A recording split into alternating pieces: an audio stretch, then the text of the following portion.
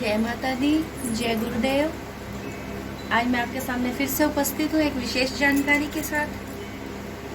आज मैं आपको कुछ महत्वपूर्ण जानकारी दूंगी जो बहुत ही कम लोगों को पता होती है। यही कि हमारा टॉपिक रहेगा, अंत समय में जो भगवान जी को याद करता है वो नर्क के द्वार से मुक्त हो जाता है। कैसे हो जाता है अब ये मैं आपको बताऊंगी, क्योंकि इस बारे में बहुत कम लोग जानते हैं। एक ब्राह्मण परिवार था, उसमें उसके पिताजी, एक बेटा और उसकी माताजी रहती थी। तो बाप बड़े पुण्य कमाता था, बहुत ही अध्यात्म टाइप का बंदा था वो। तो अपने पिता को देख देख कर बच्चा भी ये सब सीखने लगा, पूजा पाठ में लीन होने लगा। बहुत ही पूजा पाठ करते थे, बहुत पुण्य करते थे, दान पुण्य करते थे। वो बच्चे में इतने पूजा पाठ में लीन रहने लगा कि जैसे जैसे वो अपने पिता को देखता था वैसे ही वो रहने लगा।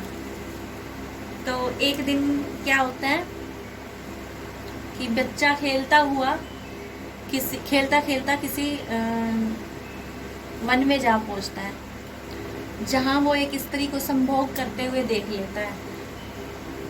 तो बच्चा है, जब वो ऐसा देखता है तो उसके अंदर कई त्रुटियां, कई गलतियां, कई बुराइयां उसके अंदर बैठ जाती हैं।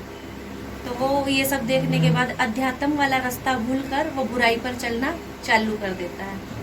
चोरी करना, ड्रिंक करना और स्त्रियों में लीन रहना। तो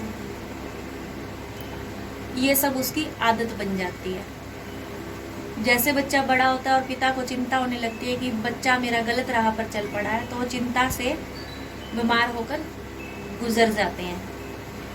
पर बच्चा वो अपनी आदतें नहीं सुधारता।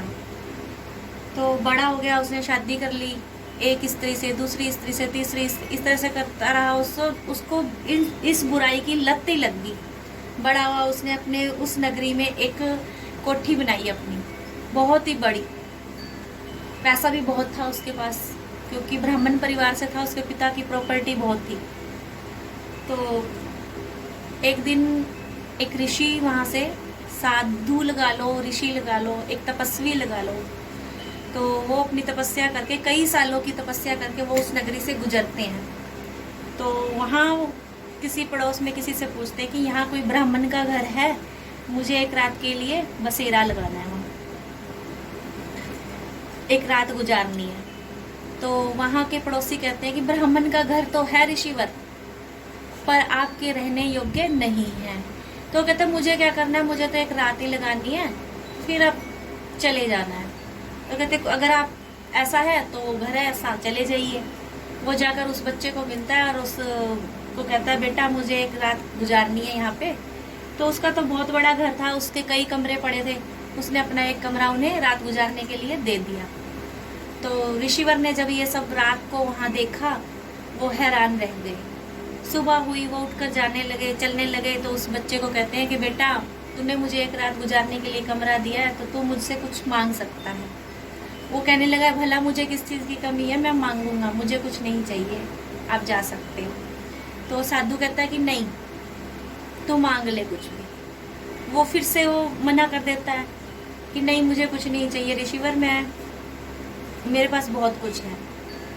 तो वो कहता चलो नहीं चाहिए तो एक सलाह मेरी भी ले लो कि तेरी 9 संतानें हो चुकी हैं, अब 10वीं संतान होने वाली है, तो तूने उसका नाम नारायण रखना है। वो कह देता ठीक है साधु, ऋषिवर जो आप कहेंगे ठीक है। तो उनके कहने के मुताबिक उसके घर में बेटा जन्म लेता है।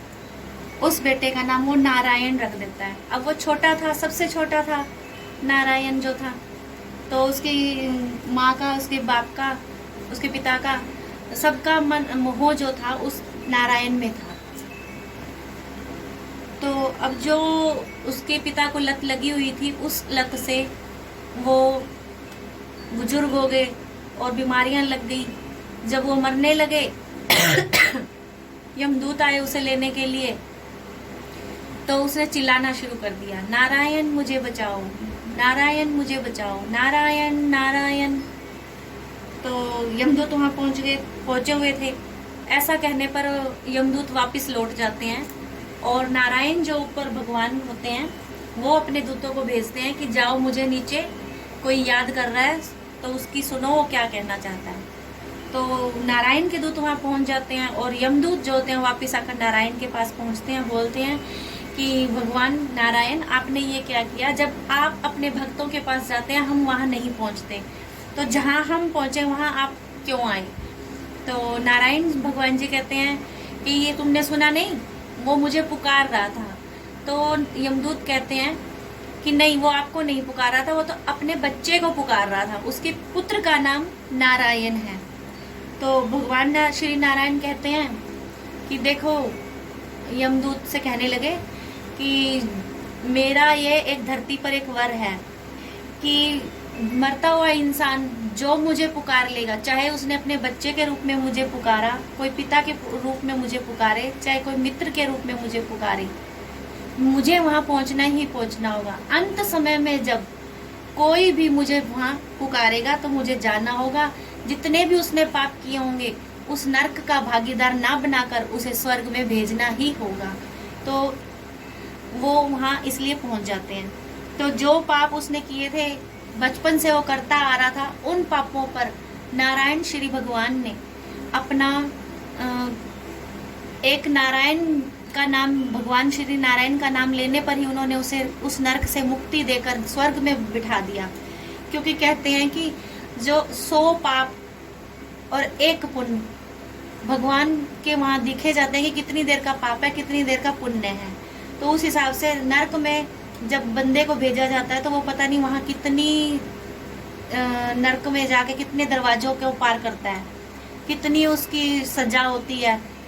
अब इतनी देर यहाँ लगानी है, इतनी देर यहाँ लगानी है, हर तरह का उसे दंड मिलता है। और पुण्य जो होता है, अगर 1 पुण्य वो 100 पापों के बराबर का कर देता है तो उसके वो सारे पाप माफ हो जाते हैं और पुण्य में बदल जाते हैं। जैसा कि उसने नारायण नारायण मन अंत समय में पुकारा, तो यह हमारी धरती पर भी है। क्यों? पर ऐसे बहुत से कम लोग होते हैं जो मरते हैं तो चीखते हैं, चिल्लाते हैं, तड़पते हैं, लेकिन भूल जाते हैं कि हम अपने भगवान को याद करें मरते समय तो तुम्हें स्वर्ग मिल जाएगा। लेकिन ये सब जो मोह माया, मोह ममता ने हमें घेरा हुआ है ना, हम ये सब भूल जाते हैं और अपने बच्चों की मोह ममता में पड़े रहते हैं, तो हमें तकलीफ होती है।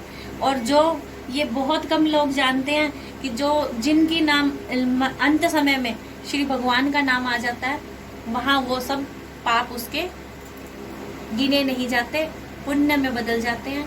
मेरा कहने का मतलब ये था कि अंत समय में भगवान को जरूर याद करें, क्योंकि वो ही हैं जो हमें इस पाप के घड़े से मुक्त कर सकते हैं।